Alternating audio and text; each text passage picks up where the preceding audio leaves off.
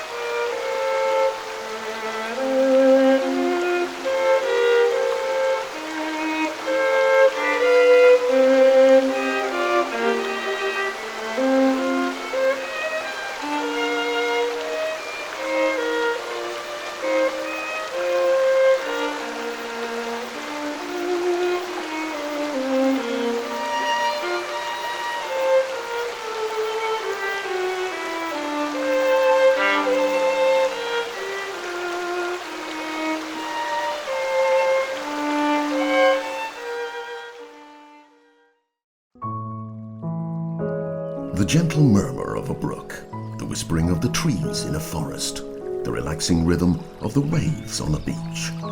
We'd like to share with people around the world the voice of the planet, the beautiful melodies played by the earth. Voice of the Planet is a service on which you can enjoy a mix of sounds of nature and classical music 24 hours a day. It's brought to you by Otava, the Japanese internet radio station specializing in classical music. Enjoy our high-quality natural sounds recorded all over the world and messages from the countryside of Japan, known here as Satoyama. And it's for a good cause.